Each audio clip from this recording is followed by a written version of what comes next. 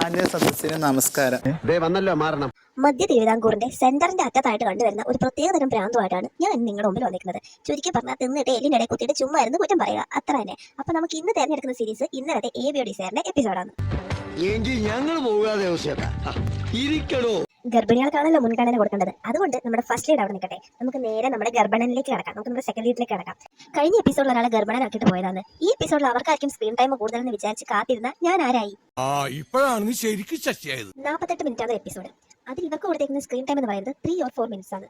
പോട്ടെ, എല്ലാം സഹിച്ചു. ആ 3 or 4 minutes full of misunderstandings. ഇവിടെ ഇല്ലാത്ത മിസ്അണ്ടർസ്റ്റാൻഡിംഗ് ഒന്നുമില്ല.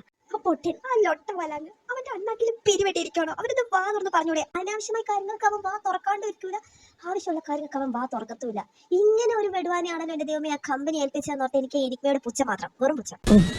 ഒരു കയ്യബദ്ധം, നാറ്റുകരുത്. ഞാനൊരു പൊട്ടനാണെന്ന് പറയാണ്ട് പറയുന്ന ഒരു വ്യക്തിയാണിത്. നാക്കിന് അളക്കാൻ പറ്റാത്ത നീളവും പൊങ്ങാത്ത ആറ്റിറ്റ്യൂഡ് ഇട്ട് നടന്നിട്ട് കാര്യമില്ല. തലയ്ക്കകത്ത് തലച്ചോറ് വേണം. അതിന് മാറി അവിടെ പൊതിച്ചോറായാലും പറഞ്ഞിട്ട് ഒരു കാര്യമില്ല. ഒരു ഒമേഗാവേഴ്സ് ഡ്രാമയിൽ ഒരാണ് ശബ്ദിക്കുന്നു എന്ന് കേൾക്കുമ്പോൾ ഗർഭമാണോ എന്ന് നമ്മൾ ചുമ്മെങ്കിലും ഒന്ന് വിചാരിക്കും. അതുപോലും വിചാരിക്കാനുള്ള ബോധം ഇവന്റെ അടുത്തൂടെ പോയിട്ടില്ലല്ലോ എന്ന് ഓർക്കുമ്പോൾ എനിക്ക് സങ്കടം തോന്നുന്നു. ഔചിത്യം എന്നൊരു സാധനമുണ്ട്.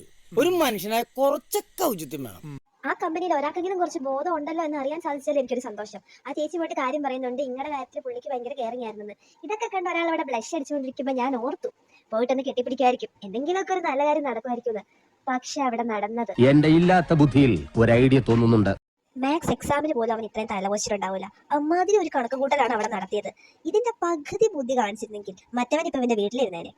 അങ്ങനെ മുന്നോട്ട് വെച്ച കാലം മുന്നോട്ടെന്ന് തന്നെ പറഞ്ഞുകൊണ്ട് ഒരുത്തിന് എഴുന്നേറ്റ് നടക്കുമ്പോൾ അടുത്തവൻ വരുന്നു. തെറ്റിദ്ധരിക്കാനുള്ള സാധനം ഇട്ട് തന്നോളൂ, തെറ്റിദ്ധരിക്കാൻ ഞാൻ റെഡിയാണെന്ന് പറഞ്ഞുകൊണ്ട്. ഇത് മതി, ഇത് ധാരാളം മതി, എന്തെങ്കിലും മതിയല്ലോ.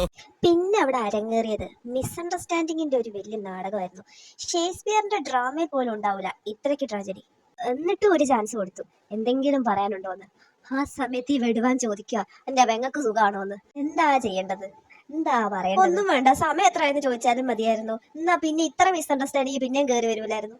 ഇത്രയും ഒപ്പിച്ചു വെച്ചിട്ട് ഞാൻ അതല്ല ഉദ്ദേശിച്ചെന്ന് പറഞ്ഞിട്ട് വല്ല കാര്യമുണ്ടോ? നീ ഒന്നും പണയണ്ട. ഇനിയിപ്പോ ഒരൊറ്റ വഴിയേ ഉള്ളൂ, അടുത്ത എപ്പിസോഡ് വരെ കാത്തിരിക്കാം. എന്റെ ബലമായ സംശയം ചൈനയുടെ പ്രൊഡക്ട്സ് എല്ലാം 6 മാസത്തെ വാലിഡിറ്റി ആണ് എന്നുള്ളൊരു ഇതുകൊണ്ട് അതിന്റെ ഓർമ്മ പുതുക്കാൻ വേണ്ടിയിട്ട് ഇവന്മാര് 16ാമത്തെ എപ്പിസോഡിൽ അവസാനത്തെ 6 മിനിറ്റ് ഇവന്മാർക്ക് ഒരു ഹാപ്പി എൻഡിങ് കൊടുക്കുമെന്നാണ്.